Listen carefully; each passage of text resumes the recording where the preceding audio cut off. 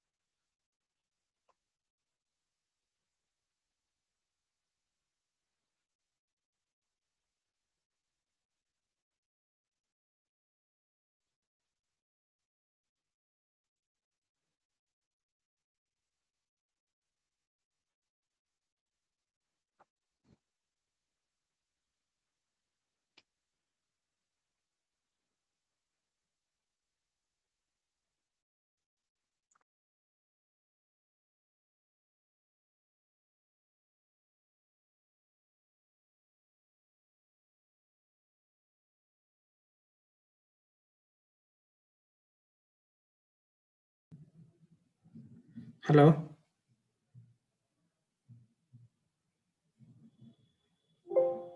Hello,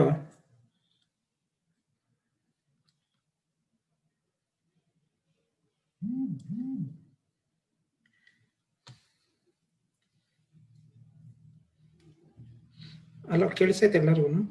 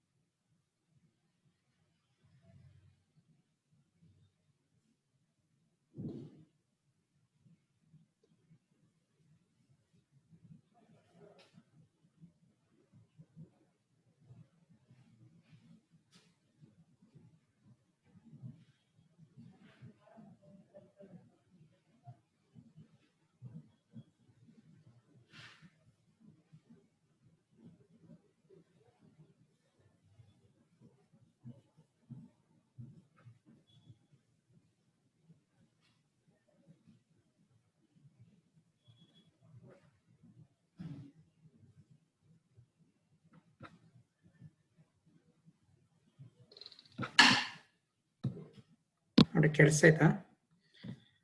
screen ಕಾಣಿಸ್ತೈತಾ?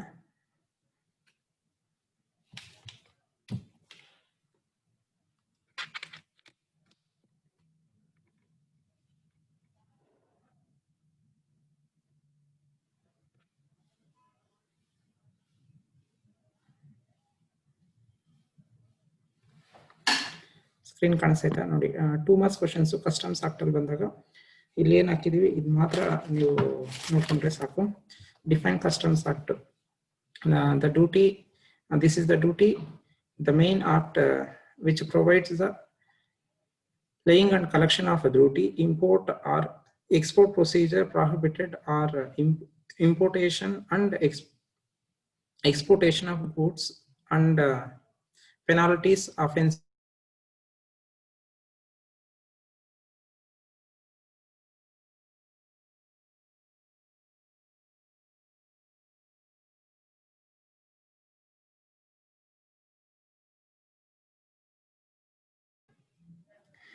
ಇದಿಷ್ಟು ಬಗ್ಗೆ ಹೇಳುವಂಥದ್ದು ಯಾವುದು? Customs act 1962. ಇಷ್ಟು ಬರೆದ್ರೆ ಸಾಕು. Next, give the meaning of custom duty. Voice ಕೇಳಿಸ್ತಾ ಇಲ್ವಾ?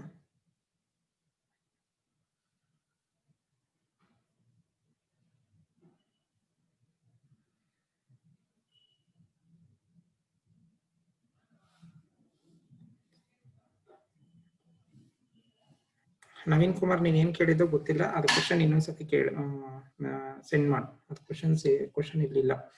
Next, state different types of custom duty. ಅದರಲ್ಲಿ ಬಂದ್ಬಿಟ್ಟು basic custom duty, next additional custom duty, education cess and custom duty, protective duty, and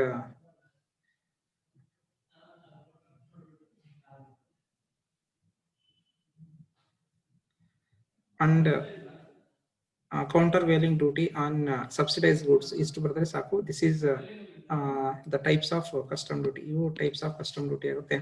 next, expand forms, ಇದು BCD basic custom duty ಆಗುತ್ತೆ. SAD ಬಂದ್ಬಿಟ್ಟು special additional duties of customs ಅಂತ ಬರುತ್ತೆ ಇದು. Next, what and all the dutiable goods under Customs Act. ಇದರಲ್ಲಿ ಬಂದಾಗ according to section 2 subsection 14, the Customs Act dutiable goods are those goods which are chargeable to duty and on which duty has not been paid.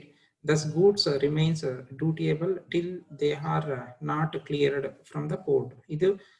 This is the what we call as dutiable goods ಅಂತೀವಿ. Next to tariff value ಬಂದಾಗ the tariff value can be fixed by CBE and C board. ಈ board fix ಮಾಡುತ್ತೆ. For any classes, if import goods or export goods, government should consider a trade of the value of such or like goods which fixing the tariff value. ಅದರ ಮೇಲೆನೆ ಅದು fix ಮಾಡುತ್ತೆ. ಅದನ್ನ ನಾವು ಏನು ಕರಿತೀವಿ tariff value ಅಂತ. Mainly it will be fixed by the CB.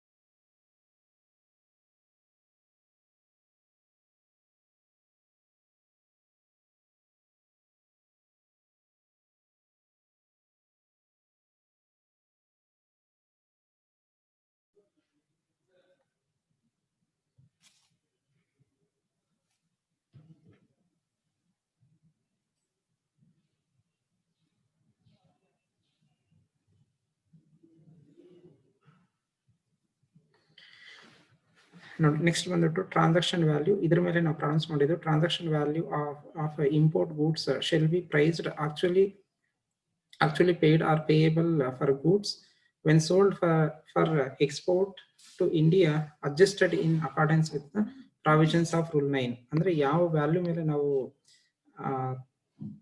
ಡ್ಯೂಟಿನ calculate ಮಾಡ್ತೀವಿ, that duty is called as the transaction value. ಅದನ್ನ ನಾವು ಟ್ರಾನ್ಸಾಕ್ಷನ್ ವ್ಯಾಲ್ಯೂ ಅಂತ ಹೇಳ್ಬಿಟ್ಟು ಕಾಲ್ ಮಾಡ್ತೀವಿ. Next is anti-dumping duty. Anti-dumping duty is a kind of duty that is imposed duty which is charged on an article imported to India at less than the annual value not exceeding the margin of dumping in relation to such an article. ಅಂದ್ರೆ article 9 ಪ್ರಕಾರನೇ ಮತ್ತೆ customs act ಅಲ್ಲಿ certain values ಬರುತ್ತೆ. ಆ values ಗಿಂತನೂ ಕೂಡ lower exceed ಆಗ್ತಿರೋ lower ಇದರಲ್ಲಿ normal values ಅಲ್ಲಿ ಯಾರು ಇಂಪೋರ್ಟ್ ಮಾಡ್ಕೊಂತಾರೋ ಅಲ್ಲಿ ಬರುವಂತದ್ದು ಇದು ಆಂಟಿ ಡಂಪಿಂಗ್ ಡ್ಯೂಟಿ ಆಗುತ್ತೆ. ನೆಕ್ಸ್ಟ್ ಇದೇನು ಕೇಳಲ್ಲ. Next define entry. ಇದು ಜಾಸ್ತಿ ಸತಿ ಕೇಳಿದ್ದಾರೆ. ಎಂಟ್ರಿ ಅಂತಂದ್ರೆ when the goods are imported from foreign location to India, ಬೇರೆ ಕಂಟ್ರಿಯಿಂದ ನಾವು ಇಂಡಿಯಾಗೆ ಗೂಡ್ಸ್ ನ ಇಂಪೋರ್ಟ್ ಮಾಡ್ಕೊಂಡ್ರೆ ಅಲ್ಲಿ ಅಲ್ಲಿ ಗೂಡ್ಸ್ ಏನ್ ಎಂಟರ್ ಆಗುತ್ತೆ ಆ ಎಂಟ್ರನ್ನ ನಾವು ಏನಂತೀವಿ ಆ ಎಂಟ್ರಿನ ನಾವು ಡಿಫೈನ್ ಮಾಡಬೇಕು. In relation to the goods means an entry made in the bill of entry, shipping bill or export, and includes in case of goods imported or to be exported by the post, the entry referred in the section 82 or the entry made under the regulations made under section 84. ಅಂದ್ರೆ ಒಂದು shipment ಆಗ್ಬೇಕಾದ್ರೆ ಅಥವಾ export ಆಗ್ಬೇಕಾದ್ರೆ ಅಥವಾ import ಮಾಡ್ಕೋಬೇಕಾದ್ರೆ ಇಂಪೋರ್ಟರ್ಗೆ receive ಆಗೋದು, ಎಕ್ಸ್ಪೋರ್ಟರ್ಗೆ ಕೊಡಬೇಕಾದ್ರೆ ಅವನು ಕಳಿಸ್ಬೇಕು. ಆ ಕಳ್ಸೋದನ್ನ ನಾವೇನ್ ಕರಿತೀವಿ, ಆ ಒಂದು ಬಿಲ್ ಆಫ್ ಎಕ್ಸ್ಚೇಂಜ್ ಏನಂತ ಇರುತ್ತೋ ಅದನ್ನ ನಾವೇನ್ ಕರಿತೀವಿ, ಎಂಟ್ರಿ ಅಂತ ಕರಿತೀವಿ. Next who is an exporter. Exporter ಯಾರು ಅಂತಂದ್ರೆ in relation to any goods at any time between their entry of exporter and the time when they are exporter, including any owner or any person holding himself out to be an exporter. ಯಾರು ನಮ್ಗೆ goods ಕೊಡ್ತಾರೆ need not be always manufacture ಆಗ್ಬೇಕಂದ್ರಲ್ಲ ಈ may be any one, ಯಾರು ನಮ್ಗೆ goods ಕೊಡ್ತಾರ ಅವನ್ನ ನಾವು ಹೆಂಗ್ ಕರಿತೀವಿ, will be calling as the exporter, ಅವನ್ನ ನಾವು ಎಕ್ಸ್ಪೋರ್ಟರ್ ಅಂತ ಕರಿತೀವಿ.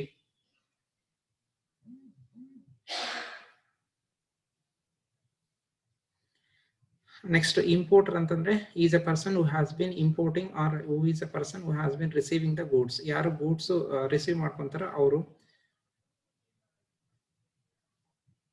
ಆಗ್ತಾರೆ. That is next dutiable goods ಅಂತಂದ್ರೆ any type of goods which has to been chargeable and on which the duty has to been payable. ಯಾವ್ದ್ರ ಮೇಲೆ ನಾವು ಇಂಪೋರ್ಟ್ ಮಾಡ್ಕೊಂತಿದೀವಿ, ಇಂಪೋರ್ಟ್ ಮಾಡ್ಕೊಂಡ್ಮೇಲೆ ಅದ್ರ ಮೇಲೆ ಡ್ಯೂಟಿಯಬಲ್ ಏನಿರುತ್ತೆ ಅಂದ್ರೆ ಅದ್ರ ಮೇಲೆ ನಾವು ಡ್ಯೂಟಿನ ಪೇ ಮಾಡಬೇಕು. ಪೇ ಮಾಡುವಂಥದ್ದು ಎಲ್ಲಾನು ಕೂಡ ಅದನ್ನ ನಾವು ಹೆಂಗ್ ಕರಿತೀವಿ, ಡ್ಯೂಟಿಯಬಲ್ ಗೂಡ್ಸ್ ಅಂತ ಕರಿತೀವಿ. Next what is duty drawback? A duty drawback is a kind of duty which is given back to the exporter for a finished products if they are not able to avail any kind of refund of duty paid on inputs. ಅಂದ್ರೆ ನಮ್ಗೆ ಯಾರು goods ಕೊಟ್ಟಿರ್ತಾರೆ ಅವ್ರಿಗೆ inputs ಮೇಲೆ ಏನೇ ಒಂದು duty refund ಆಗದೇ ಇದ್ದಾಗ we need to given back the duty. ಅದನ್ನ ಡ್ಯೂಟಿನ ನಾವೇನು ವಾಪಸ್ ಕೊಡ್ತೀವಿ ಎಕ್ಸ್ಪೋರ್ಟರ್ಗೆ ಕೊಡುವಂತ ಒಂದು ರಿವರ್ಸ್ ಆಗಿ ಕೊಡುವಂತ ಒಂದು ಡ್ಯೂಟಿನ ನಾವೇನ್ ಕರಿತೀವಿ, ಡ್ಯೂಟಿ ಡ್ರಾಬ್ಯಾಕ್ ಅಂತ ಕರಿತೀವಿ. This is also they. What do you mean by a green channel? A green channel is a procedure of channel of goods under these facility. The following has been there. ಏನೇನ್ ಬರುತ್ತೆ ಅಂತಂದ್ರೆ, one is importer has to make a declaration. In the declaration from the time of filing of bill of entry, the appraisement in is done as per normal procedure. Expect that there would be no physical examination of goods, only mark and number are to be checked. ಇದನ್ನ ಇವೆರಡೂ ಕೂಡ ನಾವು green channel ಅಂತ. Green channel ಅಂದ್ರೆ ಏನಿಲ್ಲ, it should be that an importer has to be declare in the declaration ಅಲ್ಲಿ ಅವನು declare ಮಾಡಿರ್ಬೇಕು. ಅದನ್ನ ನಾವು ಏನ್ ಕರ್ತೀವಿ, in the filing the bill of entry ನಲ್ಲಿ ಮಾಡಿರ್ಬೇಕು. ನೆಕ್ಸ್ಟ್ ಚೆಕ್ ಮಾಡ್ಬೇಕಾದ್ರೆ ಅದರಲ್ಲೂ ಕೂಡ ಅವನು ಈ ಹಾಸ್ ಟು ಬಿನ್ ಮಾರ್ಕ್ ಮಾಡಿರ್ಬೇಕು. ಅದನ್ನ ನಾವು ಏನ್ ಕರ್ತೀವಿ, will be calling as green channel. State various types of custom duty, ಇದು ಆಲ್ರೆಡಿ ಬಂದಿದೆ. BCD that basic custom duty, CVD countervailing duty, special CVD, NCCD anti dumping duty, safeguard duty, protective duty, ಇವೆಲ್ಲಾನು ಕೂಡ ಬರುತ್ತೆ types.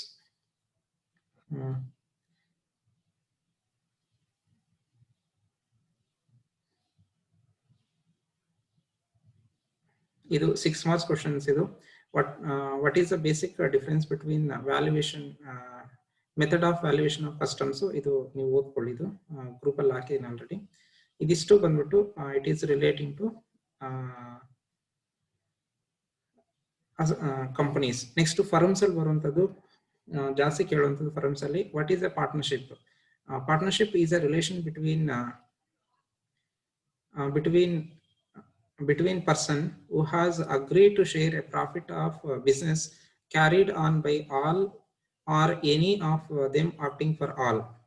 ಅಂದ್ರೆ 2 or more person partnership ಅಂತಂದ್ರೆ it is a relationship between 2 persons agreed for a sharing of the profit for carrying of any type of business. ಯಾವ್ದೊಂದು business ಮಾಡೋದಕ್ಕೆ ಇಬ್ರು mingle ಆಗಿರುವಂತದ್ದು ನಾವು ಇದು ಕರಿತೀವಿ.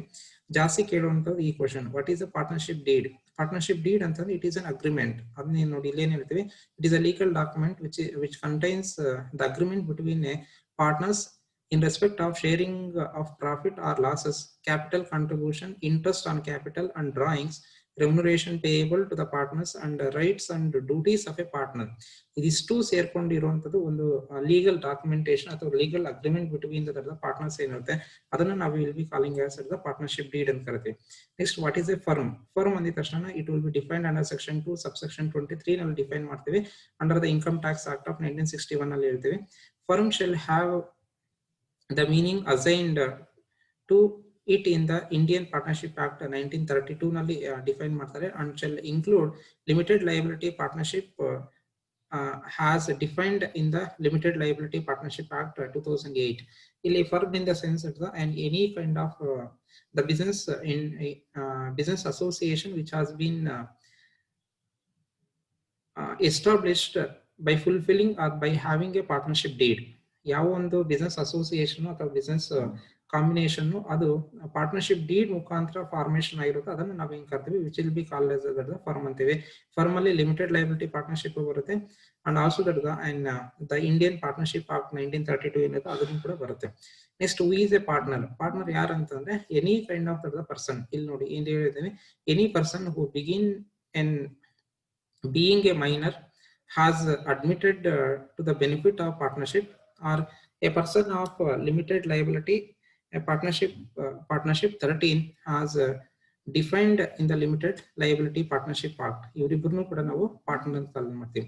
State different types of partners: limited partnership, limited liability companies, limited liability partnerships. ಇದಿಷ್ಟು the different. ಇದೇನು ಕೇಳಿಲ್ಲ ಜಾಸ್ತಿ ಮೆನ್ಷನ್, ಇದು ಅಷ್ಟೇ ಕೇಳಿಲ್ಲ. Define interest. ಇಂಟ್ರೆಸ್ಟ್ ಅನ್ನೋದು as per section 51,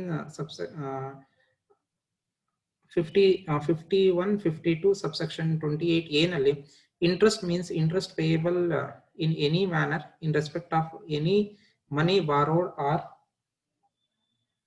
or debt incurred, including a deposit, claim, or other similar rights or obligations, and includes any service fee or other charges in respect of money borrowed or debt incurred, or in respect of any credit facility which has not been utilized. ಅಂದ್ರೆ ಒಬ್ಬ partner ಅವನು ಏನ್ invest ಮಾಡಿರ್ತಾನೆ, ಅವ್ನು invest ಮಾಡೋದಕ್ಕೆ ಅವನು ಯಾವುದೇ ತರ ಎಕ್ಸ್ಟ್ರಾ ಫೆಸಿಲಿಟೀಸ್ ಏನು ತಗೊಂಡೇ ಇದ್ದಾಗ ಆ ಸಿಚುಯೇಷನ್ ಅಲ್ಲಿ ಆ ಟೈಮಲ್ಲಿ ಅವನಿಗೆ ಕೊಡುವಂತ ಒಂದು ಅವನಿಗೆ ಕೊಡಬೇಕಾದಂಥದ್ದು ಅಥವಾ ಅವನು ತಗೊಳ್ಳುವಂತ ಒಂದು ಎಕ್ಸ್ಟ್ರಾ ಒಂದು ಏನು ಫೆಸಿಲಿಟಿ ತಗೊಂತಾನೆ ಅವ್ನು ಕೊಡುವಂತ ಮನಿನ ನಾವೇನ್ ಕರ್ತೀವಿ, ಇಂಟ್ರೆಸ್ಟ್ ಅಂತ ಕರ್ತೀವಿ. In simple words it is called as whatever the capital investment which has been made by the partner. ಒಬ್ಬ ಕ್ಯಾಪಿಟಲ್ ಇನ್ವೆಸ್ಟ್ಮೆಂಟ್ ಏನೇನ್ ಮಾಡಿರ್ತಾನೆ ಅದಕ್ಕೆ ಬೆನಿಫಿಟ್ ಆಗಿ ಅಥವಾ ರಿಟರ್ನ್ ಆಗಿ ಸಮ್ ಮನಿನ ನಾವು ಏನ್ ಕೊಡ್ತೀವಿ ಅದೆಲ್ಲ ಕೂಡ ಇಂಟ್ರೆಸ್ಟ್ ಆಗುತ್ತೆ. What do you mean by that capital? ಇದು ಆಲ್ರೆಡಿ ನಿಮ್ಗೆ ಗೊತ್ತಿರೋದೆ, ಅದು ನೋಡ್ಕೊಳ್ಳಿ. ಸ್ಯಾಲ್ರಿ ಇದು ಕ್ಯಾಪಿಟಲ್ ಅಂತಂದ್ರೆ it is capital asset, transfer of such capital asset and profit gains that arise from such transfer, ಇದೆಲ್ಲನೂ ಕೂಡ ಕ್ಯಾಪಿಟಲ್ ಆಗುತ್ತೆ. ಸ್ಯಾಲ್ರಿ ಅಂತಂದ್ರೆ remuneration received by individual or service rendered by him to any undertake as a contract, whether it is expressed or implied. Commission ಅಂತಂದ್ರೆ include any payment received or receivable by a person acting on behalf of another person for a service rendered or by service to be provided in due course of buying and selling. ಆ ಟೈಮಲ್ಲಿ ಕೊಡುವಂಥದ್ದು ಅದು on behalf of another person ಕೊಡುವಂಥದ್ದು ಇದು. Next, give meaning of book profit. Book profit ಅಂತಂದ್ರೆ it means net profit as per profit and loss account for the relevant previous year computed in accordance with the section 30 and 30 to 44D. The provisions of section 40D has to be compiled while determining the book profit of the firm. ಇಲ್ಲಿ book profit of the firm ನ calculate ಮಾಡಬೇಕಾದ್ರೆ we need to consider 30 to 44D ಈ sections partnership ಮುಖಾಂತರ consider ಮಾಡಿ some admissibility and inadmissibility ಮಾಡ್ಕೊಂಡು ನಾವು ಏನ್ calculate ಮಾಡ್ತೇವೆ that is allowable and disallowable ಎಲ್ಲಾನು ಹಾಕ್ಬಿಟ್ಟು ಮಾಡುವಂಥದ್ದು ಯಾವುದು ಬುಕ್ ಪ್ರಾಫಿಟ್ ಆಗುತ್ತೆ.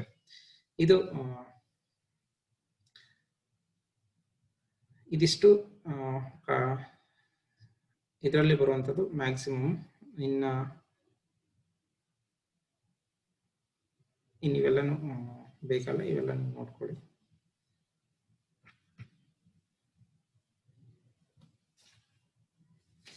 ನೆಕ್ಸ್ಟ್,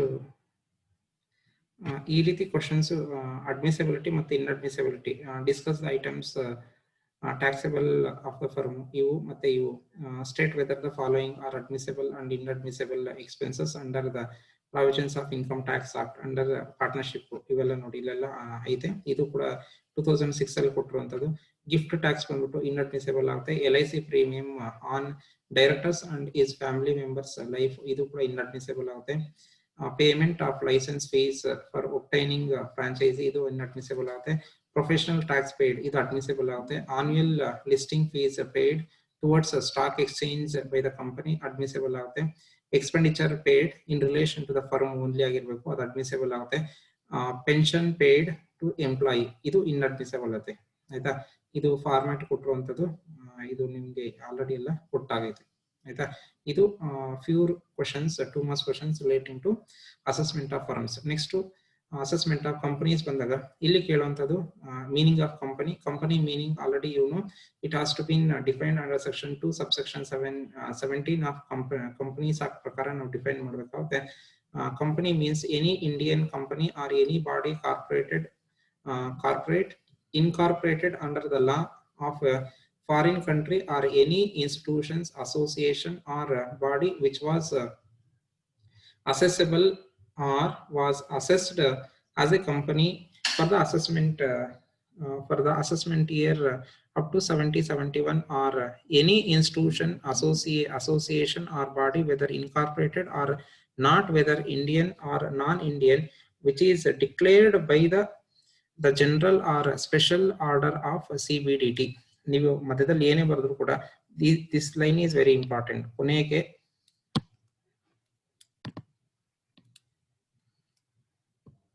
ಇದು that is declared by the general or special order of CBDT. ಇದು CBDT ಮುಖಾಂತರ ಡಿಕ್ಲೇರ್ ಮಾಡೋದು. Give the meaning of domestic company. Domestic company ಅಂತಂದ್ರೆ which will be trading in a local ಅಲ್ಲಿ ಯಾವ್ದು trade ಮಾಡ್ತದೆ ಅದನ್ನ ನಾವು ಲೋಕಲ್ the domestic ಅಂತೀವಿ. This means Indian company or any other company which in respect of its income liable to tax under the act in accordance with section 144. Next, to explain residential status of the company. ಇಲ್ಲಿ residential status of the company ಬಂದಾಗ ಇಲ್ಲಿ resident company is said to be resident if it is an Indian company, if the control and management of the company is only situated in India. ಎಲ್ಲಾನು ಕೂಡ situated in India ಆಗಿದ್ರೆ ಅದನ್ನ ನಾವು ಏನ್ ಕರಿತೀವಿ, will be calling as resident ಅಂತ ಕರಿತೀವಿ. ಆಯ್ತಾ, ನಾವು ಪರ್ಸನ್ ಯಾವ ರೀತಿ ಕಾಲ್ ಮಾಡ್ತೀವಿ ಅದೇ ರೀತಿ ಇಲ್ಲೂ ಕೂಡ ತಗೊಳೋದು. Next, if the control and management of the business affairs is partly or wholly situated outside. ಇದು ಔಟ್ಸೈಡ್ ಇದ್ದಾಗ, ಔಟ್ಸೈಡ್ ಇರೋದನ್ನ ವಿಲ್ ಬಿ ಕಾಲಿಂಗ್, ನಾವು ಅದನ್ನ it is said to be non resident. ಇದನ್ನ ನಾವು ನಾನ್ ರೆಸಿಡೆಂಟ್ ಅಂತ ಕರಿತೀವಿ. ಆಯ್ತಾ, ಇದು ರೆಸಿಡೆಂಟ್ ಅಂಡ್ ನಾನ್ ರೆಸಿಡೆಂಟ್ ಎರಡು ಬರುವಂತದ್ದು. ಎಲ್ಲಾ ಕಂಟ್ರೋಲಿಂಗ್ ಅಥಾರಿಟಿ ಈ ಇಂಡಿಯಾದಿಂದಾನೇ ಇದ್ರೆ ಅದು ರೆಸಿಡೆಂಟ್ ಆಗುತ್ತೆ. ಇಫ್ ಎನಿ ಬಿಸ್ನೆಸ್ ಅಥವಾ ಮ್ಯಾನೇಜ್ಮೆಂಟ್ ಕಂಟ್ರೋಲ್ ಅಥವಾ ಅಫೇರ್ಸ್ ಆಫ್ ದ ಬಿಸ್ನೆಸ್ ಏನಿರುತ್ತೆ ಅದು ಪಾರ್ಟ್ಲಿ ಅಥವಾ ಓನ್ಲಿ ಸಿಚುಯೇಟೆಡ್ ಔಟ್ಸೈಡ್ ಇಂಡಿಯಾ ಇದೆ, ಅದನ್ನ ನಾವು ನಾನ್ ರೆಸಿಡೆಂಟ್ ಅಂತ ಕರಿತೀವಿ. Thus companies can enjoy to residential status, that is resident and non resident. ಇದು ಜ್ಞಾಪಕ ಇಟ್ಕೊಂಡಿರಿ. ಆಯ್ತಾ, ಇದು ಕೇಳಿದರೆ 2 ಮಾರ್ಕ್ಸ್ಗೆ. ಆಯ್ತಾ, ನೆಕ್ಸ್ಟ್ ಟೈಪ್ಸ್ ಆಫ್ ಕಂಪನಿ ನಿಮ್ಗೆಲ್ಲ ಗೊತ್ತೇ ಐತೆ. That is domestic company, foreign company, public company, private company and ಇನ್ನು ನಿಮ್ ನೋಟ್ಸ್ ಅಲ್ಲಿ ಇನ್ನು ಬೇರೆ ಬೇರೆದೆಲ್ಲ ಕೊಟ್ಟಿದೀವಿ, ಅದೆಲ್ಲ ಯೂಸ್ ಮಾಡ್ಕೊಳ್ಳಿ. ನೆಕ್ಸ್ಟ್ ಡೊಮೆಸ್ಟಿಕ್ ಕಂಪನಿ ಒಂದ್ಸತಿ ಕೇಳಿದರೆ, domestic company means Indian company or any other company with respect to which the income liable to tax under the Income Tax Act has made the prescribed agreement for the declaration or payment within India. ಅಂದ್ರೆ declaration ಮತ್ತೆ payment ಎಲ್ಲಿ ಮಾಡ್ತಾರೆ, ಇಂಡಿಯಾದಲ್ಲೇ ಮಾಡ್ತಾರೆ.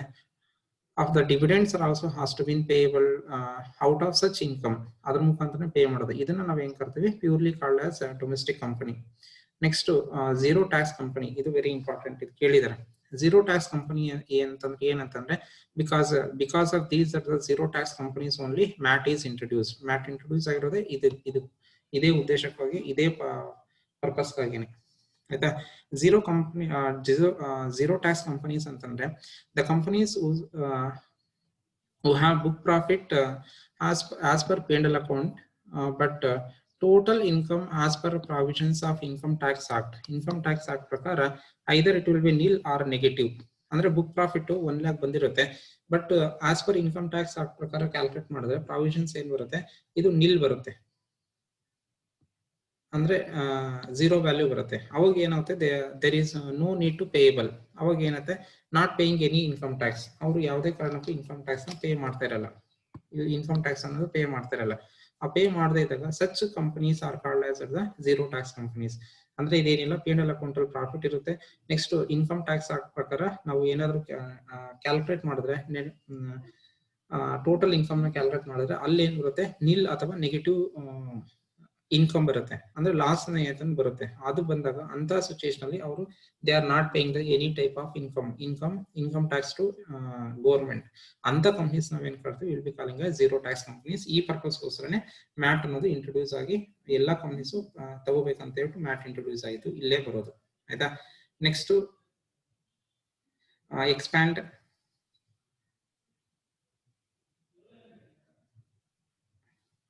Sir, explain problems explain ಮಾಡ್ತೀನಿ. First 2 marks complete ಆಗ್ಬಿಡ್ಲಿ.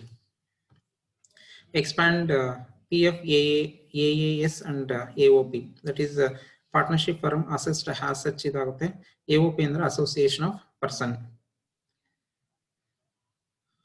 Assessment of companies, so it will be income tax under 139 subsection 1 of Income Tax Act 1961 ಪ್ರಕಾರ assess ಮಾಡೋದು. That is date of filing of returns income by the companies is 30th September ಇರುತ್ತೆ, ಅಲ್ಲಿ ಮಾಡುವಂಥದ್ದು ಯಾವುದು, it will be called as assessment of companies ಅಂತ ಹೇಳ್ತೀವಿ. What is widely held company? Widely held company ಇದು ಒಂದ್ಸತಿ ಕೇಳುವಂತದೆ. A company in which publics are substantially interested is known as a widely held company.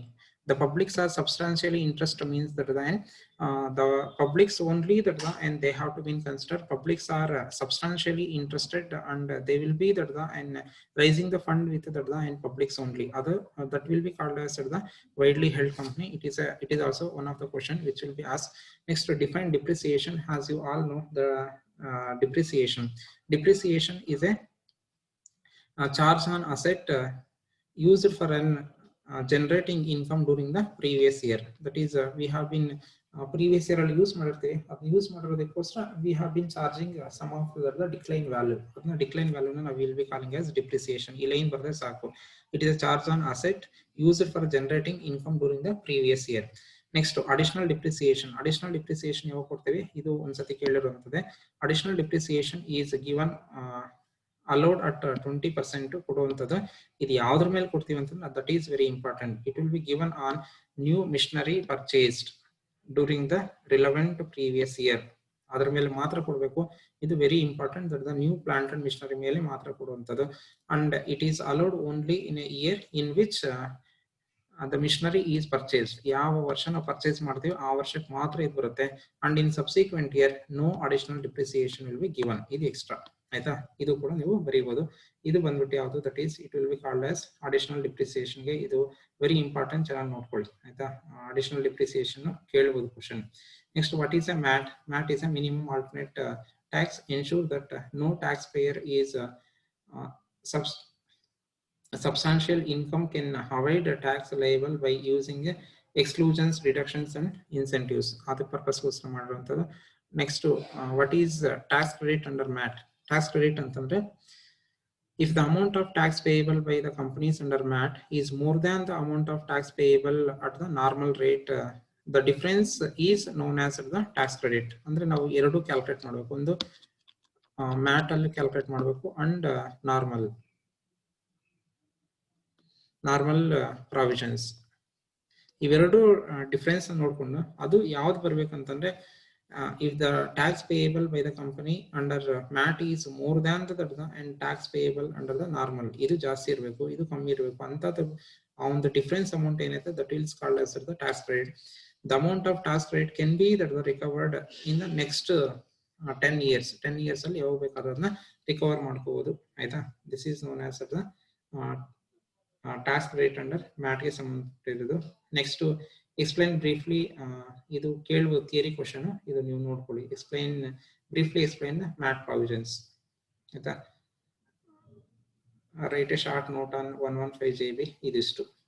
ಆಯ್ತಾ, ಇದು 6 marks ಕ್ವಶನ್ಗೆ ಬಂದಿರೋದು. ಇದಿಷ್ಟು 2 marks questions. ಏನಾದ್ರು ಡೌಟ್ ಇದ್ರೆ ಕೇಳ್ಬೋದು, ಇಲ್ಲ ಅಂದ್ರೆ ಕಾಲ್ ಮಾಡಿ.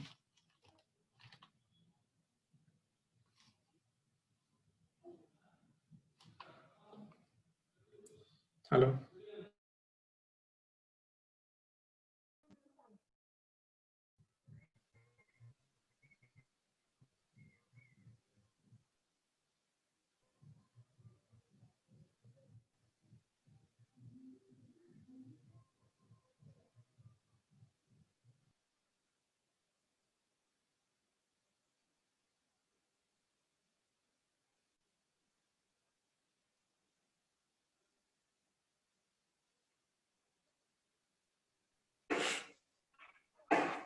unmute join sama.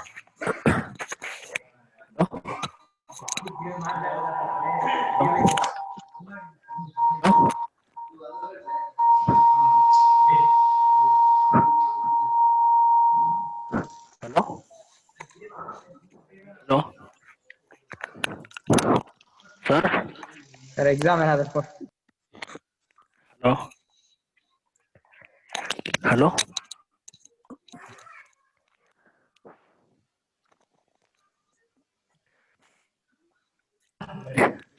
ಹೇಳಿದ್ರಾ ಇವ್ರು వచ్చిందే Hey, hello. Hello. Hello? open ಮಾಡಿ. ಏ ಮಚ್ಚ ರವಿ ರವಿ ರೈ ಅದೇ ಒಬ್ಬ ಏನ್ చేస్తున్నారా మీరా ఆనంద ಮಗ మచ్చ హాయ్ మచ్చ ఆనంద మచ్చ ఏం చేస్తాను ఏం దిద్దా బుక్ లో బుక్లే చదువుతాను ఆమె ఏం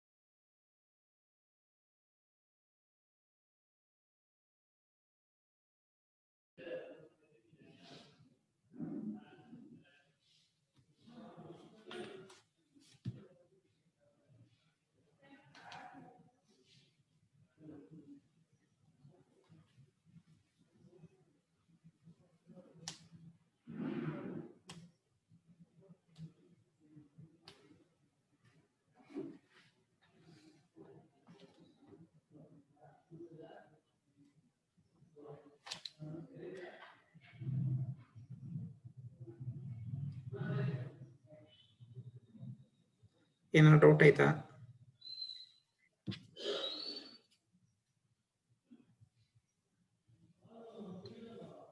ಹಲೋ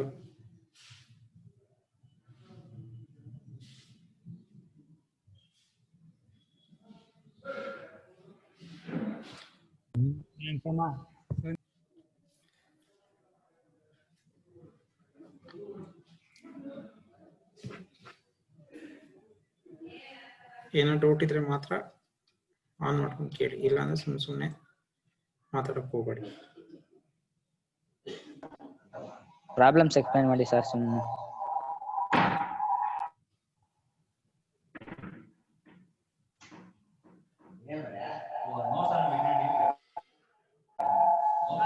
ಸರ್ ಪ್ರಾಬ್ಲಮ್ಸ್ ಎಕ್ಸ್ಪ್ಲೈನ್ ಮಾಡಿ ಸರ್.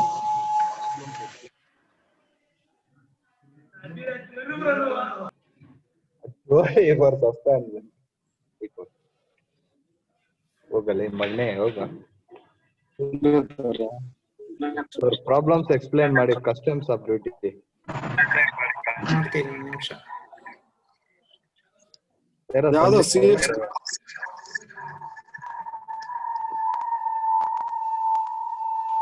ಏನ್ ನೀ ಬಾದ ಸ್ವಲ್ಪ ವಾಯ್ಸ್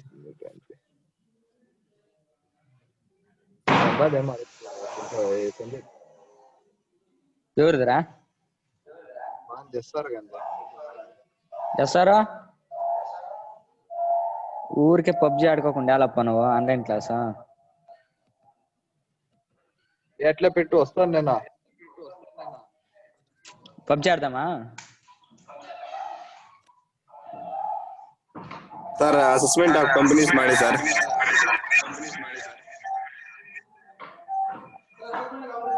ಅಸೆಸ್ಮೆಂಟ್ ಆಫ್ ಕಂಪನೀಸ್ ಮಾಡಿ ಸರ್. ಅದೇ ಸರ್ 4th ಚಾಪ್ಟರ್ ಮಾಡಿ ಸರ್ ಎಲ್ರ. ಹಾ ಅದೇ ಅದೇ ರೀ ನಿನ್ನ అదేరా మాకి తెలుసురా 4th చాప్టర్ అదే మాకేం తెలీదా నీకు పాఠాల పేర్లు తెలుసు మాకు చాప్టర్ తెలుసు నీకు పాఠాల పేర్లు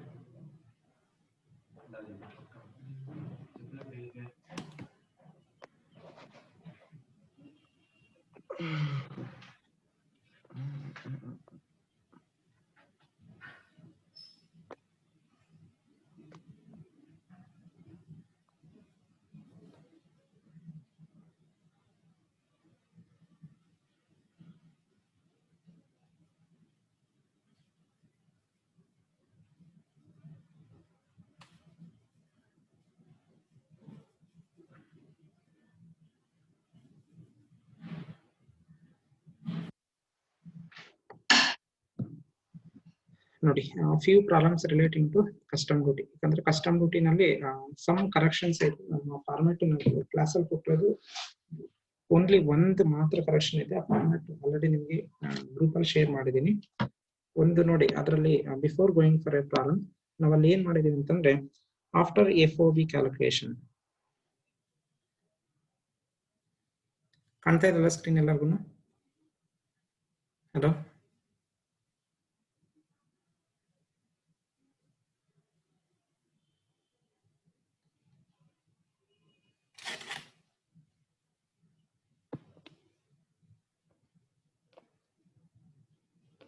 ನೋಡಿ ಈ ರೀತಿ ನಾವು ಫಾರ್ಮೆಟ್ ಏನ್ ಹಾಕಿರ್ತೀವಿ, ಫಾರ್ಮೆಟ್ ಹಾಕಿದ ತಕ್ಷಣ ಇಲ್ಲಿ ಫಸ್ಟ್ ಏನ್ ಬರುತ್ತೆ FOB ಆದ್ಮೇಲೆ ಕೆಲವೊಂದು ಅಡ್ಜಸ್ಟ್ಮೆಂಟ್ಸ್ ಆಡ್ ಮಾಡಿದ ತಕ್ಷಣ that is freight value and insurance add ಮಾಡಿದ ತಕ್ಷಣ will be getting CIF value. ಆಯ್ತಾ?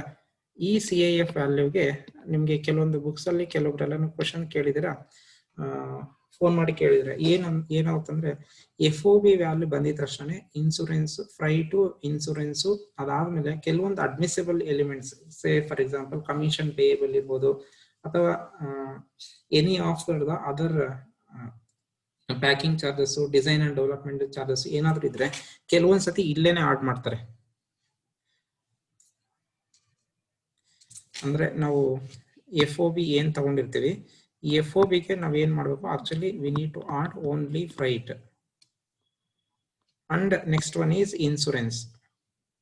ಇನ್ಸೂರೆನ್ಸ್ ಆಡ್ ಮಾಡದೆ ಬರುವಂತದ್ದು ಯಾವುದು? CIF. ಇದು ಎಲ್ಲರೂ ನಮ್ಗೆ ಗೊತ್ತು. ಆಯ್ತಾ? ಕೆಲವೊಂದು ಬುಕ್ಸ್ ಅಲ್ಲಿ ಏನ್ ಮಾಡಿರ್ತಾರೆ ಅಂದ್ರೆ ಈ FOB ವ್ಯಾಲ್ಯೂ ಏನಿರುತ್ತೆ, FOB ಗೆ ನಾವೇನ್ ಮಾಡ್ತೀವಿ, ಆಡ್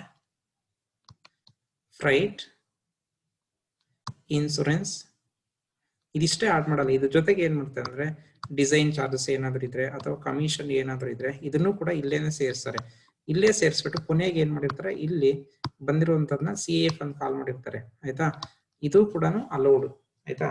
ಯಾಕಂದ್ರೆ ನಾವು ಡೈರೆಕ್ಟ್ಲಿ ಮಾಡ್ತಿರೋ ಪ್ರಾಬ್ಲಮ್ಸ್ ಮಾಡೋದ್ರ ಮುಖಾಂತರ ಇದು ಕೂಡ ಅಲೌಡ್ ಆಗುತ್ತೆ. ಏನು ಇಲ್ಲದೆ ಏರು ಆ ರೀತಿ ಏನಾದ್ರು ಇದ್ದಾಗ ಎಲ್ಲದಕ್ಕೂ ಈ ಮೆಥಡ್ ಅಪ್ಲೈ ಆಗುತ್ತೆ. ಯಾಕಂದ್ರೆ ಟೆಕ್ಸ್ಟ್ ಬುಕ್ಸ್ ಅಲ್ಲಿ ಕೆಲವೊಂದ್ರಲ್ಲಿ ಡೈರೆಕ್ಟ್ ಆಗಿ ಇದು ಮಾಡಿದ್ದಾರೆ. ಮತ್ತೆ ಇದನ್ನೇನ್ ಮಾಡಬೇಕು, ಈ CIF ವ್ಯಾಲ್ಯೂನ ನಾವೇನ್ ಮಾಡಬೇಕು, ಇಂಡಿಯನ್ ರುಪೀಸ್ಗೆ ಕನ್ವರ್ಟ್ ಮಾಡ್ಬೇಕು. ಆಯ್ತಾ? ಅದು ನಿಮ್ಗೆ ಗೊತ್ತು. ಆಯ್ತಾ? ಇದು ಡೌಟ್ ಜಾಸ್ತಿ ಜನ ಕೇಳಿದ್ರ, ಇದು ಫಸ್ಟ್ ಕ್ಲಿಯರ್ ಮಾಡ್ಕೊಡಿ. ಆಯ್ತಾ? FOB ಇತ್ತು, FOB ಗೆ ಫ್ರೈಟ್, ಇನ್ಸೂರೆನ್ಸ್ ಮಾತ್ರ ಆಡ್ ಮಾಡಿದ್ರೆ CIF ಬರುತ್ತೆ. ಇದು ಆಕ್ಚುಯಲ್ ಫಾರ್ಮ್ಯಾಟ್ ಇದು. ಆಯ್ತಾ? ಇದು ಇದು ಆಕ್ಚುಯಲ್ ಫಾರ್ಮ್ಯಾಟ್. FOB ವ್ಯಾಲ್ಯೂಗೆ ಫ್ರೈ ಟು ಇನ್ಸೂರೆನ್ಸ್ ಆಡ್ ಮಾಡಿದ್ರೆ CAF ಬರುತ್ತೆ. ಕೆಲವೊಂದು ಬುಕ್ಸ್ ಅಲ್ಲಿ ಏನ್ ಮಾಡ್ತಾರೆ, ಫ್ರೈ ಟು ಇನ್ಸೂರೆನ್ಸ್ ಜೊತೆಗೆ ಇವೆರಡು ಜೊತೆಗೆ ಡಿಸೈನ್ ಚಾರ್ಜಸ್, ಕಮಿಷನ್ ಅಥವಾ ಬ್ರೋಕರೇಜ್ ಚಾರ್ಜಸ್ ಪೇಡ್ ಅವೆಲ್ಲಾನು ಕೂಡ ಇಲ್ಲೇ ಆಡ್ ಮಾಡ್ತಾರೆ. ಅವೆಲ್ಲಾನು ಅಡಿಷನಲ್ ಎಕ್ಸ್ಪೆನ್ಸಸ್ ನಾವು ಹಾಕ್ಬೇಕಾಗಿರೋದು, ಬಟ್ ಇಲ್ಲೇನೆ ಆಡ್ ಮಾಡ್ತಾರೆ. ಇದು CAF also loss the assessable value ಇದೇ ಆಗ್ಬಿಡುತ್ತೆ. ಇಲ್ಲೇನಾಗುತ್ತೆ, ಇದಾದ್ಮೇಲೆ ಮತ್ತೆ ನಾವೇನ್ ಮಾಡ್ತೀವಿ, ಆಡ್ ಅದರ್ ಎಕ್ಸ್ಪೆನ್ಸಸ್ ಅಂತ ಹೇಳ್ಬಿಟ್ಟು ಇಲ್ಲಿ ಹಾಕ್ತಿವಿ. ಅದರಲ್ಲಿ ಪ್ಯಾಕಿಂಗ್ ಇರ್ಬೋದು, ಡಿಸೈನ್ ಇರ್ಬೋದು, ಇನ್ಸೂರೆನ್ಸ್ ಇರ್ಬೋದು, ಇಲ್ಲಿ ಆಡ್ ಮಾಡ್ತೀವಿ.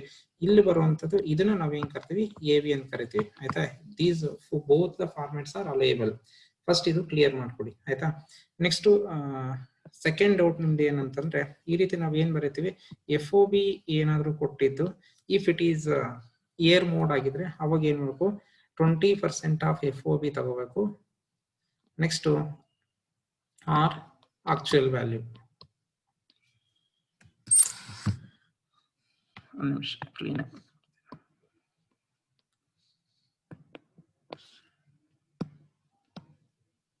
ಇದು ತಗೋಬೇಕಾದ್ರೆ 20% ಆಫ್ FOB ಆರ್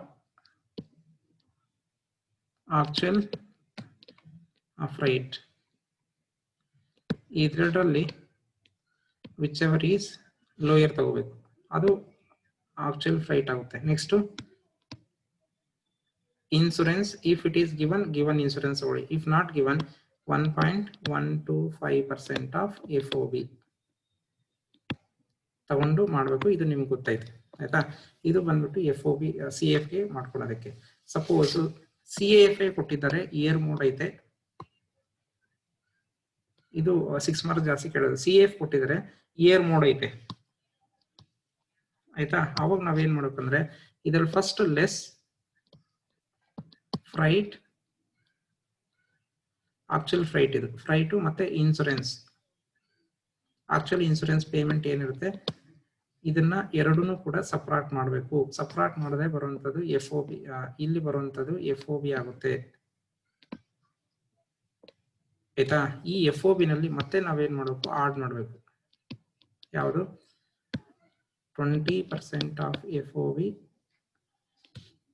ಇದ್ರ ಮೇಲೆ. ಆಯ್ತಾ? ಆರ್ ಆಕ್ಚುಯಲ್ ಫ್ರೈಟ್, ಇದು ವಿಚ್ ಎವರ್ ಈಸ್ ಲೋಯರ್, ಜೊತೆಗೆ ಇನ್ಸೂರೆನ್ಸ್. ಇದನ್ನ ಮಾಡ್ಕೊಂಡ್ರೆ ಇಲ್ಲಿ ಬರುವಂತದ್ದು ಆಕ್ಚುಯಲ್ CAF ವ್ಯಾಲ್ಯೂ. ಆಯ್ತಾ? ಇದನ್ನೇ ನಿಮ್ಗೆ 6 ಮಾರ್ಕ್ಸ್ ಕೇಳೋದು ಇದೇನೆ. ಆಯ್ತಾ? ಆಕ್ಚುಯಲ್ CAF ಏರ್ ಮೋಡಲ್ ಮಾಡ್ಕೋಬೇಕಾದ್ರೆ ಈ ರೀತಿನೇ ಮಾಡ್ಕೋಬೇಕು. This is the procedure. ಇದೇ ರೀತಿನೇ ಮಾಡ್ಕೊಳ್ಳೇಬೇಕಾಗುತ್ತೆ. ಆಯ್ತಾ? ನೆಕ್ಸ್ಟ್ ಇದು ಆಯ್ತಾ? ನೆಕ್ಸ್ಟ್ ಥರ್ಡ್ ಬಂದ್ಬಿಟ್ಟು ಕಸ್ಟಮ್ ಡ್ಯೂಟಿ ಕ್ಯಾಲ್ಕುಲೇಟ್ ಮಾಡ್ಬೇಕಾದ್ರೆ, ಇವತ್ತು ಗ್ರೂಪ್ ಅಲ್ಲಿ ಹಾಕಿದೆ ನೋಡಿ. ಕಸ್ಟಮ್ ಡ್ಯೂಟಿ ಏನಾದ್ರು ಕ್ಯಾಲ್ಕುಲೇಟ್ ಮಾಡ್ಬೇಕಾದ್ರೆ ನಾವೇನ್ ತಗೊಂತೀವಿ, ಯೂಶಲಿ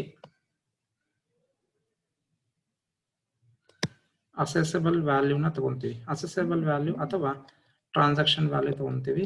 ಈ ಟ್ರಾನ್ಸಾಕ್ಷನ್ ವ್ಯಾಲ್ಯೂ ಮೇಲೆ we have been charging add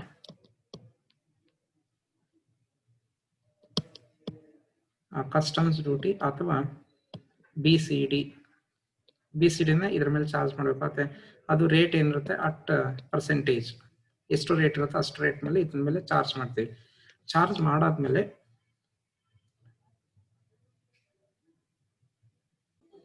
ನೋಡಿ, ದಿಸ್ ಇಸ್ ಅಸೆಸಬಲ್ ವ್ಯಾಲ್ಯೂ ತಗೋಬೇಕು. ಕಸ್ಟಮ್ ಡ್ಯೂಟಿ ಅಥವಾ CBD basic custom duty percentage 15% ಅಥವಾ 20% ಇರುತ್ತೆ, ಅದನ್ನ ಆಡ್ ಮಾಡ್ಕೋಬೇಕು.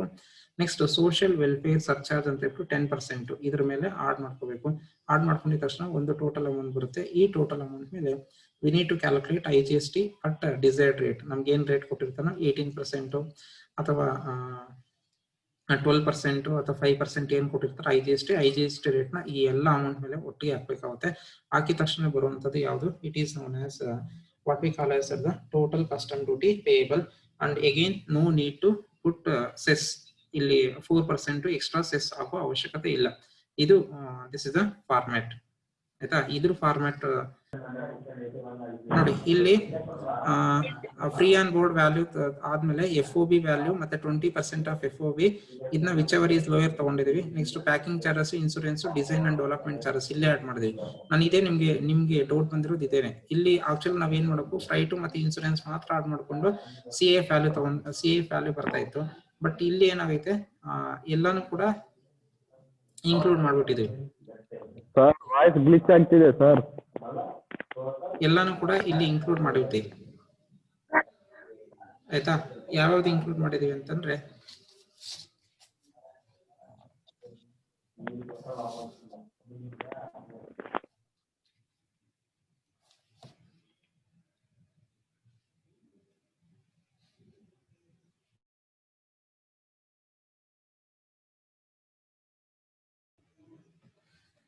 ಎಲ್ಲಾನು ಕೂಡ ನೋಡಿ ಫ್ರೈಟ್ ವ್ಯಾಲ್ಯೂ ಮತ್ತೆ ಇನ್ಸೂರೆನ್ಸ್ ವ್ಯಾಲ್ಯೂ ಮಾತ್ರ ತಗೋಬೇಕಾಯ್ತು. ಇದನ್ನ ಮತ್ತೆ ಇದನ್ನ ಮಾತ್ರ ತಗೋಬೇಕಾಯ್ತು. ಬಟ್ ನಾವೇನ್ ಮಾಡಿದ್ವಿ, ಇದು ಪ್ಯಾಕಿಂಗ್ ಚಾರ್ಜಸ್ ತಗೊಂಡಿದ್ವಿ ಮತ್ತೆ ಡಿಸೈನ್ ಚಾರ್ಜಸ್ ಕೂಡ ತಗೊಂಡಿದೀವಿ. ಆಯ್ತಾ. ಇವೆರಡು ಇದನ್ನು ತಗೊಂಡ್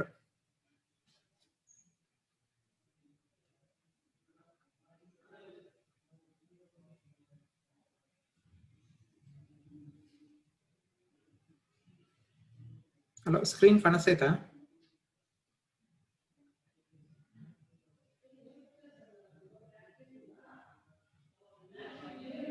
ಯಾರಾದ್ರೂ ಮೆಸೇಜ್ ಮಾಡಿ.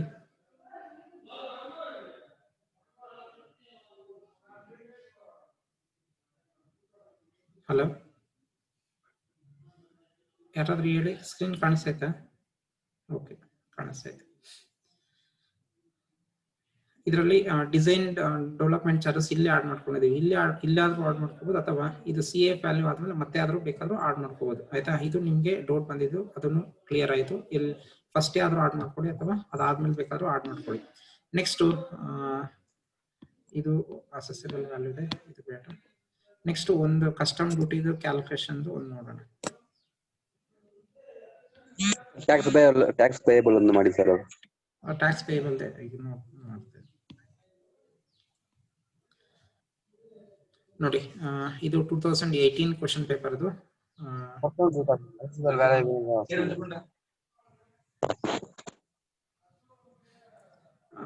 A consignment is imported by air. CAF price is $2,500. Air freight is $600, and insurance cost is $75. Exchange rate announced by CBEC as per customs notification, $1 is equal to 65. Basic custom duty payable is 10%. Education cess is applicable. IGST at the rate of 18%. Find the value of customs purpose and total custom duty payable. First ನೋಡಿ ಇಲ್ಲಿ ಏನು ಕೊಟ್ಟಿದ್ದಾರೆ, air freight ಐತೆ. Air freight ಗೆ ನೋಡಿ CAF value ತಗೊಂಡು ನಾವೇನ್ ಮಾಡ್ತೀವಿ, 2500 ಒಂದೇ ಸತಿ ಇದು ರುಪೀಸ್ ಕನ್ವರ್ಟ್ ಮಾಡಿದ್ವಿ. ಈ ರೀತಿ ಬೇಕಾದ್ರೂ ಮಾಡ್ಕೋಬಹುದು. ಫಸ್ಟ್ ಏನ್ ಮಾಡಿದ್ವಿ, ಏರ್ ಫ್ರೈಟ್ ಮತ್ತೆ ಇನ್ಸೂರೆನ್ಸ್ ಲೆಸ್ ಮಾಡಿದ್ವಿ ನೋಡಿ ಇಲ್ಲಿ. ಆಯ್ತಾ. ಏನಕ್ಕೋಸ್ಕರ, CAF ವ್ಯಾಲ್ಯೂ ಕೊಟ್ಟಿದ್ದಾರೆ, ಏರ್ ಮೋಡ್ ಐತೆ, ಫಸ್ಟ್ ಲೆಸ್ ಮಾಡ್ಕೊಂಡು ಫ್ರೈಟ್ FOB ವ್ಯಾಲ್ಯೂ ಫಸ್ಟ್ ಮಾಡ್ಕೊಂಡಿದೀವಿ. FOB ವ್ಯಾಲ್ಯೂ ಆದ್ಮೇಲೆ ಮತ್ತೆ ಏನ್ ಮಾಡಬೇಕು, ಫ್ರೈಟ್ ಮತ್ತೆ ಇನ್ಸೂರೆನ್ಸ್ ಆಕ್ಚುಯಲ್ ವ್ಯಾಲ್ಯೂ ಆಡ್ ಮಾಡಬೇಕು. ಫ್ರೈಟ್ ಗಿವನ್ ವ್ಯಾಲ್ಯೂ 600 ಐತೆ, 20% ಆಫ್ FOB. ಇದ್ರ ಮೇಲೆ 20% ಆಫ್ FOB ತಗೊಂಡಿದೀವಿ. ಇದರಲ್ಲಿ ಯಾವ್ದು ಇರುತ್ತೆ ಅದು ಫಸ್ಟ್ ಏನ್ ಮಾಡಿದ್ವಿ, 600 ಇದು ಮಾಡಿರ್ತಾರೆ. ನಾವು ನೋಡಿ ಇವಾಗ ಏನಾಗುತ್ತೆ, ಅದು ಚೇಂಜ್ ಆಗಿದೆ. ಆಯ್ತಾ. ಅದನ್ನ ನಾವು ಇಲ್ಲಿ ನಾವು ಮೇಜರ್ಲಿ ಅದನ್ನ ಕನ್ಸಿಡರ್ ಮಾಡ್ಬೇಕಾಗುತ್ತೆ. ಅದಾದ್ಮೇಲೆ ಇನ್ಸೂರೆನ್ಸ್ ಕಾಸ್ಟ್ ಆಕ್ಚುಯಲ್ ವ್ಯಾಲ್ಯೂ ಇದೆ, ಅದನ್ನೇ ತಗೊಳ್ಳಿ. ಆಯ್ತಾ. ತಗೊಂಡು ಟೋಟಲ್ ಇಲ್ಲಿ ಮಾಡ್ಕೊಂಡಿದ್ರೆ ಲ್ಯಾಂಡಿಂಗ್ ಚಾರ್ಜಸ್ ಇಲ್ಲ, ನಿಮ್ಗೆ ಅಸೆಸಬಲ್ ವ್ಯಾಲ್ಯೂ ಬಂತು. ಇಲ್ಲಿ ತನಕ ನೋ ಡೌಟ್. ಆಯ್ತಾ. ಇದು ಆಸ್ ಇಟ್ ಈಸ್ ನಾವೇನಂತಾನೆ ಮೊದ್ಲು ಏನ್ ಮಾಡ್ತದೆ ಅದೇ ರೀತಿ ಮಾಡ್ತಾ ಇದೆ ನೋಡಿ. ಇಲ್ಲಿ ಕಸ್ಟಮ್ ಡ್ಯೂಟಿ ಪೇಯಬಲ್ ಅಲ್ಲಿ ನೋಡಿ, ಕೇರ್ಫುಲ್ ಆಗಿ ನೋಡಿ. ಇಲ್ಲಿ ಕಸ್ಟಮ್ ಡ್ಯೂಟಿ ಪೇಯಬಲ್ ಅಲ್ಲಿ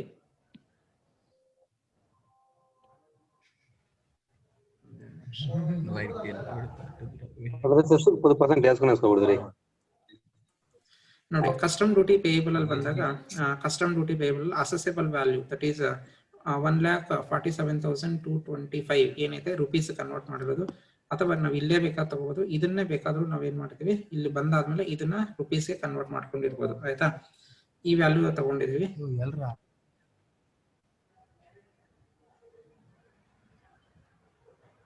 ನೆಕ್ಸ್ಟ್ ನೋಡಿ, ಅಸೆಸಬಲ್ ವ್ಯಾಲ್ಯೂ ಇಲ್ಲಿ ಬಂದಿರೋದು 1,47,225. ಈ ವ್ಯಾಲ್ಯೂ ತಗೊಂಡು ಬೇಸಿಕ್ ಕಸ್ಟಮ್ ಡ್ಯೂಟಿ ನೋಡಿ ಎಷ್ಟಿದೆ 10%. 10% ಯಾವ್ದ್ಮೇಲೆ ತಗೋಬೇಕು, ಇದು 1,47,225. 10% ಮಾಡಿದ್ರೆ 14,722.5 ಬರುತ್ತೆ. ಆಯ್ತಾ, ಇದನ್ನ ತಗೋಬೇಕು ನೋಡಿ. ನೆಕ್ಸ್ಟ್ ಇಲ್ಲಿ ಏನ್ ಮಾಡ್ತಾ ಇದೀವಿ ನಾವು, ಎಜುಕೇಶನ್ ಸೆಸ್ ಕೊಡ್ತಾ ಇದೀವಿ. ಇವಾಗ ಏನ್ ಮಾಡಬೇಕು, ಸೋಷಿಯಲ್ ವೆಲ್ಫೇರ್ ಸರ್ಚಾರ್ಜ್ 10%. 10% ಯಾವ್ದ್ರ ಮೇಲೆ ಕೊಡ್ಬೇಕು, 14,722.5 ಇದ್ರ ಮೇಲೆ ಮಾತ್ರ ಕೊಡ್ಬೇಕು. 10% ಕೊಟ್ರೆ ನೋಡಿ ಏನ್ ಬರುತ್ತೆ, 1,472.25. ಆಯ್ತಾ, ಇದು ಬಂತು. ಇವಾಗ ಇದೆಲ್ಲ ಆಡ್ ಮಾಡಿದ್ರೆ assessable value that is A plus B plus C, ಈ ಮೂರನ್ನು ಆಡ್ ಮಾಡ್ಕೋಬೇಕು. ಇಲ್ಲಿರೋ 3 ಆಡ್ ಮಾಡ್ಕೊಂಡು ಇದ್ರ ಮೇಲೆ ನಾವೇನ್ ಮಾಡ್ಕೋ, ದಟ್ ಈಸ್ ಆಡ್ ಮಾಡಿದ್ರೆ ಎಷ್ಟು ಬರುತ್ತೆ, 1,63,419.75 ಬರುತ್ತೆ. ಇದ್ರ ಮೇಲೆ ನಾವೇನ್ ಮಾಡಬೇಕು, IGST ಕೊಡ್ಬೇಕು. IGST ಎಷ್ಟೈತೆ ಪ್ರಾಬ್ಲಮ್ ಅಲ್ಲಿ ಇಲ್ಲೇ ಐತೆ ನೋಡಿ. ಪ್ರಾಬ್ಲಮ್ ಅಲ್ಲಿ ಎಷ್ಟೈತೆ 18% ಅವರೇ ಕೊಟ್ಟಿದ್ದಾರೆ. ಆ 18% ಹಾಕ್ಬಿಟ್ಟು if you calculate the IGST value is 29,415.55 ಬರುತ್ತೆ. ಈ ಮೂರು ಆಡ್ ಮಾಡದೆ ಬರುವಂತದ್ದು ಯಾವುದು, 45,610.305. ಅಂದ್ರೆ ಇದನ್ನ ರೌಂಡೆಡ್ ಆಫ್ ಟು 45,610 ಮಾಡ್ತೀವಿ. This will be the final custom duty payable. ಈ ಕ್ಲಿಯರ್ ಆಯ್ತಾ? ಹಲೋ, ಯಾರು ಆನ್ಲೈನ್ ಇದ್ದೀರಾ ನೋಡಿ. ಹಲೋ, ಕಸ್ಟಮ್ ಡ್ಯೂಟಿ ಕ್ಲಿಯರ್ ಆಯ್ತಾ? ಇನ್ನು ಏನಾದ್ರು ಡೌಟ್ ಆಯ್ತಾ ಸರ್? ಎಲ್ಲ PDF ಸೆಂಡ್ ಮಾಡಿಬಿಡಿ ಸರ್. ಪ್ರಶಾಂತ್ ಅವರೇ, ನಿಮ್ಗೆಲ್ಲ ಬರುತ್ತೆ PDF ಆಲ್ರೆಡಿ ಸೆಂಡ್ ಮಾಡಿದೀನಿ. ಇದು ಆಯ್ತಾ ಸರ್? ಇದಿಲ್ಲ ಸರ್, ಇದಿಲ್ಲ ಅಲ್ವಾ ಸೆಂಡ್ ಮಾಡಿಬಿಡಿ ಸರ್. ಜೊತೆಗೆ ಆಯ್ತು, ಇದ್ರ ಜೊತೆಗೆ ಈ PDF ಕಳ್ಸಿಲ್ಲ ಅಂತ ಇನ್ನೊಂದ್ಸತಿ ಕಳಿಸ್ತೀನಿ. ಆಯ್ತಾ, ಈ PDF ಅಲ್ಲಿ ನಿಮ್ಗೆ ಫರ್ಮ್ಸ್ ಕ್ವಶನ್ ಪೇಪರ್ ಸಾಲ್ವ್ ಮಾಡಿರೋದೈತೆ, ಕಂಪನೀಸ್ ಕ್ವಶನ್ ಪೇಪರ್ ಸಾಲ್ವ್ ಮಾಡಿರೋದು ಎಲ್ಲ ಐತೆ. ಆಯ್ತಾ, ಎಲ್ಲಾನು ಕ್ಲಿಯರ್ ಆಗಿ ನೋಡ್ಕೊಳ್ಳಿ. ಆಯ್ತಾ, ಹಲೋ, ಇನ್ನು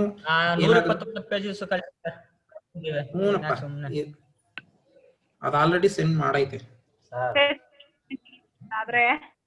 ಹಲೋ ಸರ್, 4% ಇಲ್ವಾ ಸರ್? ಆದ್ರೆ 4% ಇಲ್ಲ, ಇಲ್ಲ ಮಾಡೋದ ಅವಶ್ಯಕತೆ ಇಲ್ಲ. ಅದಕ್ಕೋಸ್ಕರ ಇಲ್ಲಿ ಮಾಡಿದ್ದು. ಇಲ್ಲಿ ನೋಡಿ, ಸೋಷಿಯಲ್ ವೆಲ್ಫೇರ್ ಸರ್ಚಾರ್ಜ್ 10%, ಇದು ಕಾಮನ್, ಎಲ್ಲಾ ಪ್ರಾಬ್ಲಮ್ಸ್ಗೂ ತಗೊಳ್ಳಿ. ಆಯ್ತಾ, ಯಾವ್ದೇ ಕಾರಣಕ್ಕೂ 4% ತಗೊಳಕ್ ಹೋಗ್ಬೇಡಿ. ಆಯ್ತಾ, ಇಲ್ಲಿ ಇದ್ ಮಾಡ್ಬಿಟ್ರೆ ಸಾಕು. ಕ್ವಶನ್ ಅಲ್ಲಿ ಕೊಡಲ್ಲ, ಯಾವ್ದೇ ಕಾರಣಕ್ಕೂ ಕೊಡಲ್ಲ.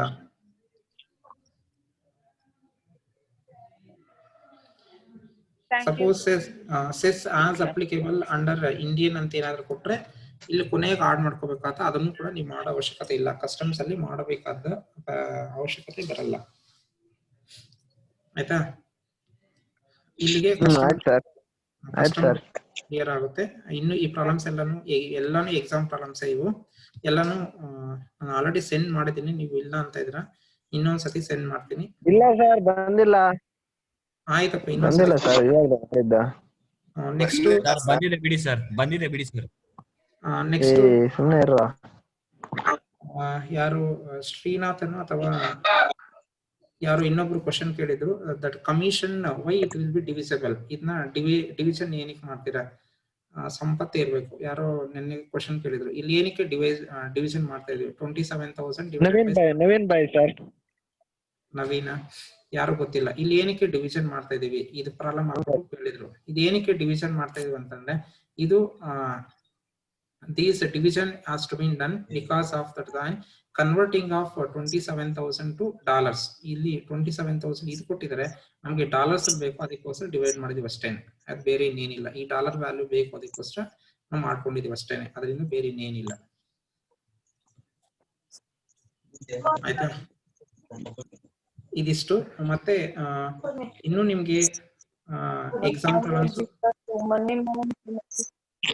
ಹಲೋ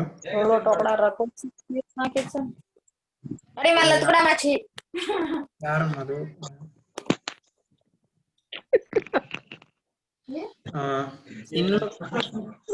ಇನ್ನು ಏನಾದ್ರು ಡೌಟ್ ಇದ್ರೆ ಈಗ ಇಲ್ಲಿಗೆ ಸಾಕು. ಇದನ್ನೆಲ್ಲಾನು ಇನ್ನೊಂದ್ಸತಿ ಹೀಗೆ PDF ಗ್ರೂಪ್ ಅಲ್ಲಿ ಹಾಕ್ತೀನಿ, 2 ಗ್ರೂಪ್ ಅಲ್ಲೂ. ಇನ್ನೂ ಏನಾದ್ರು ಡೌಟ್ ಇದ್ರೆ ಬೇಕಾದ್ರೆ ಸಂಜೆಗೆ ನಿಮ್ಗೆ ಬೇಕಂದ್ರೆ ಇನ್ನೊಂದ್ಸತಿ 7 ಸೆಂಡ್ ಮಾಡ್ಬಿಡಿ ಸರ್, ನಾವೇ ಸಾಲ್ವ್ ಮಾಡ್ಕೊಂತೀವಿ. 7:30ಗೆ ಇನ್ನೊಂದ್ಸತಿ ನಿಮ್ಗೆ ಏನೋ ಡೌಟ್ಸ್ ಇದ್ರೆ ಗ್ರೂಪ್ ಅಲ್ಲೇ ಮೆಸೇಜ್ ಮಾಡಿ. ಅರ್ಥ ಮಾಡ್ಕೊಂತೀವಿ ಬಿಡಿ ಸರ್ ನಾವೇ. ಇನ್ನೊಂದ್ಸತಿ ಆನ್ಲೈನ್ ಕನೆಕ್ಟ್ ಮಾಡಿ ಬೇಕಾದ್ರೆ ಮಾಡ್ಕೊಡ್ತೀನಿ ಆಯ್ತಾ. ಇನ್ನು 1 ಅವರ್ ಸಂಜೆ ಅಥವಾ ನಾಳೆ ಬೆಳಿಗ್ಗೆನೆ. ನಿಮ್ಗೆ ಹೆಂಗೆ ಎಕ್ಸಾಮ್ ಇರೋದು ಮಧ್ಯಾಹ್ನ ಅಲ್ಲ, ಬೆಳಗ್ಗೆ ಮಾಡಿ ಸರ್, ಚೆನ್ನಾಗಿರುತ್ತೆ. ಬೆಳಗ್ಗೆ ಏನ್ ಬೇಡ sir. Previous year question paper problems solve ಮಾಡ್ಕೊಂಡ್ರೆ ಸರಿ ಆಗುತ್ತಲ್ಲ ಸರ್? ಸಾಕು, ಅದ್ ಮಾಡ್ಕೊಂಡ್ರೆ ಸಾಕು. ಈ PDF ಎಲ್ಲ ಅದೇನೆ, ಎಲ್ಲಾ previous year question papers solve ಮಾಡಿರೋದೇನೆ. ನಾನು ಇದೊಂದು ಮಾಡ್ತೀನಿ ಅಷ್ಟೇ ಸರ್, ಇನ್ಯಾವ್ದು ಮಾಡಲ್ಲ. ಆಯ್ತು, ಇಷ್ಟು ಓದ್ಕೋ ಸಾಕು, ಪಾಸ್ ಆಗ್ತದೆ.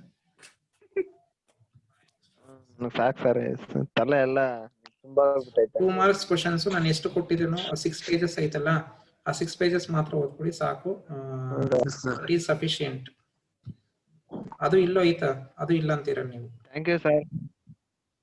2 ಮಾರ್ಕ್ಸ್ ಕ್ವಶನ್ ಆಯ್ತು ಸರ್, ಇದೆ ಸರ್ ಅದು. ಆಯ್ತಾ? ಸರಿ. ಆಯ್ತು ಸರ್, ಹಂಗೆ ನೆನ್ನೆ ಬಂದಿದೆ ಅದು.